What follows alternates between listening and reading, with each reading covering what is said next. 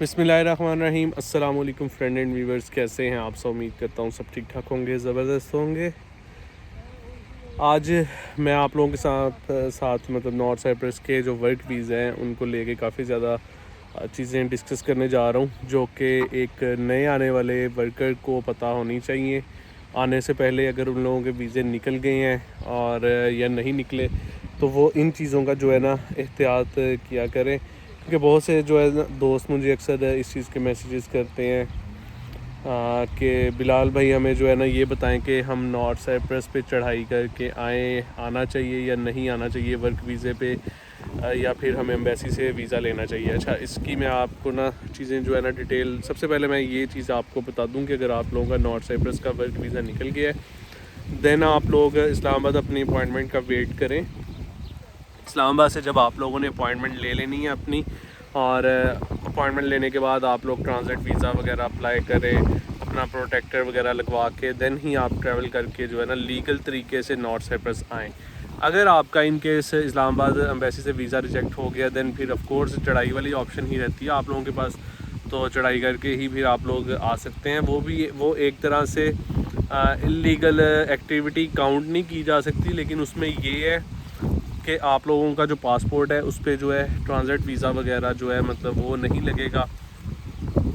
Airport पे उसकी मतलब पाकिस्तान एयरपोर्ट से ही जस्ट ट्रांजिट वीज़े का वो पूछते हैं, आगे आप लोगों को ट्रांजिट वीज़े का कोई भी नहीं पूछता। तो अगर आप लोगों का नॉर्थ साइप्रस का वर्क वीज़ा लग गया है, तो आप लोग पहले अपॉइंटमेंट लेके लीगल तरीके से अपना मतलब इस्लामाबाद एम्बेसी से चीज़ें क्लियर करके वीज़ा मिलता है तो वो लेके आए, नहीं मिल रहा तो फिर ऑफकोर्स चढ़ाई वाला जो सीन आपको करना पड़ेगा। अच्छा, चढ़ाई वाला जो सीन होता है और ये जो इस्लामाबाद एम्बेसी वाला ट्रांजिट वीज़े वाला, इसकी कॉस्ट राउंड बाउंड कोई सेम ही लगती है। मतलब ये नहीं होता कि आप अगर ट्रांजिट वीज़ा लगवा के आते हैं तो उसकी कॉस्ट ज़्यादा हो जाएगी, और अगर आप लोग चढ़ाई करके आते हैं तो उसकी कॉस्ट ज़्यादा हो जाएगी। कॉस्ट जो है ना वो एक जितनी ही होगी। ये हो गया मतलब नॉर्मल जिनके वर्क वीज़ा इशू हो गए हैं, ये उनके बारे में न्यूज़ हो गई। और दूसरी न्यूज़ ये है कि नॉर्थ साइप्रस के अक्सर दोस्त कह रहे हैं बिलाल भाई हमारे वीज़े नहीं निकल रहे, उसकी क्या अपडेट्स है? तो वर्क वीज़े ना निकलने की सबसे बड़ी जो रीज़न मैंने आप लोगों को बताया था वो यही है कि यहाँ पे मतलब बहुत ज़्यादा इन्होंने सख्ती की हुई है। आए दिन वैसे ये बंदे पकड़ पकड़ के डेली कभी 5-10 पकड़ के डिपोर्ट कर रहे हैं, और सीन बहुत ज़्यादा सख्ती भी पड़ी है। हाफ की भी कोई न्यूज़ नहीं है, मतलब ये हर दफ़ा जो है ना न्यूज़ शोशा छोड़ देते हैं कि हाफ ओपन होगी, लेकिन हाफ मुझे नहीं लग रहा है इस बार ओपन होगी। तो ये होगी हाफ की भी। और जिन लोगों के वीज़े जमा हैं, अगर उन लोगों के वाकई ही जमा हैं, देन आप लोगों का टाइम लगेगा। मैक्सिमम ड्यूरेशन 4 मंथ तक भी लग रहे हैं। कुछ अच्छी कंपनीज़ हैं उनका जो है प्रोसेस टाइम वो जल्दी भी हो रहा है, लेकिन हमारा पासपोर्ट ही माशाल्लाह ग्रीन पासपोर्ट है, जिसकी वजह से हमें थोड़ा सा प्रॉब्लम्स जो है वो फेस करनी पड़ती हैं।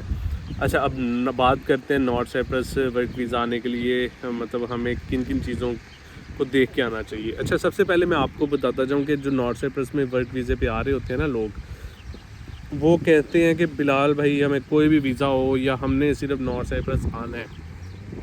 या नॉर्थ साइप्रस आना एक काम नहीं होता। मतलब ये नहीं होता कि आप लोग आज़ाद वीज़ा लेके आ जाओ या कोई सा भी फजूल सा वीज़ा जो है वो लेके आ जाओ। आप लोगों ने जब भी आना है कोशिश किया करें कि आप लोग अगर कंस्ट्रक्शन की किसी फील्ड का या स्किल का कोई काम आता है, देन ही आप लोग यहाँ पे आएँ, या फिर स्टडी वीज़ा वगैरह आप लेके आएँ।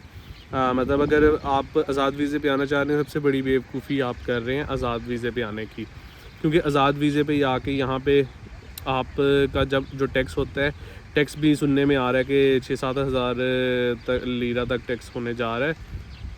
अगर इतना हो गया तो 1 महीने में आपका टैक्स कौन देगा? मतलब आप लोगों ने खुद ही जेब से देना होता है।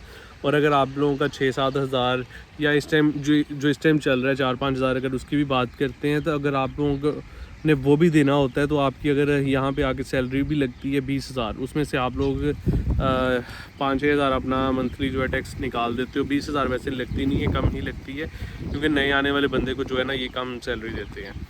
तो अगर इतनी भी सैलरी लगती है, उसमें से फिर आप लोगों का ये टैक्स भी आप लोगों ने खुद पे करना, बाद में पीछे कमरे का किराया, खाना पीना, ये वो सारी चीज़ें निकाल के आप लोगों के पास सेविंग बहुत ही कम होती है।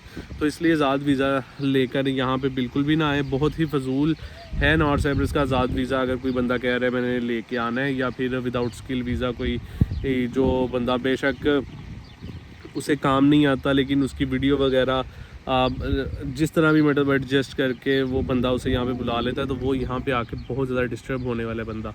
कोशिश करें कि अगर आप लोगों ने नॉर्थ साइप्रस आना है कंस्ट्रक्शन के वीज़े पे, तो जिस चीज़ के कंस्ट्रक्शन का काम का वीज़ा है आपका, आप कोशिश करें कि उसी वीज़े पे मतलब वो काम आता हो आपको, तो आप लोगों के लिए बहुत आसानी होगी। अदरवाइज़ बहुत आके यहाँ पे जो है ना प्रॉब्लम आपको फेस करनी पड़ेगी। अच्छा, जो स्किल वीज़ा होते हैं कंस्ट्रक्शन के, मार्बल टायर, इसमें टायर मार्बल इलेक्ट्रिशियन वगैरह जिनके भी आप लोगों ने ऐड करने हैं ना, वो ऐड कर लें। मतलब नॉर्मली एक मैं वर्क वीज़ा की बात कर रहा हूँ, उसमें जो है ना मोस्टली अकामोडेशन जो है ना वो कंपनी देती है, सैलरी जो है इसकी उजरत देती है, और खाना जो है ना समटाइम कुछ कंपनीज एक टाइम का देती हैं, कुछ 2 टाइम का देती हैं। डिपेंड करता है कंपनीज़ की कैटेगरीज़ पे, क्योंकि कुछ कंपनी अच्छी होती हैं, कुछ लो कैटेगरीज़ की होती हैं। इस तरह डिफरेंट कंट्रीज़ वो डिफरेंट कैटेगरीज़ होती हैं, तो उस हिसाब से वो फिर जो है ना अपने जो लेबर होती है उसको फैसिलिटेट करते हैं। तो ये हो गया वर्क वीज़े की सारी अपडेट। और आने से पहले आप लोग काइंडली ये ज़रूर चेक कर लिया करें कि आप लोगों को कंपनी फूड दे रही है, अकामोडेशन दे रही है। सबसे बड़ी जो बात है ना वो अकामोडेशन। अगर आपको अकामोडेशन कंपनी दे रही है ना, तो आप के लिए बहुत इजी सिनेरियो होगा आपका सारा ओवरऑल, क्योंकि यहाँ पे जो है ना अकामोडेशन वो है पाउंड्स में, और बहुत ही एक्सपेंसिव हुई पड़ी है अकामोडेशन।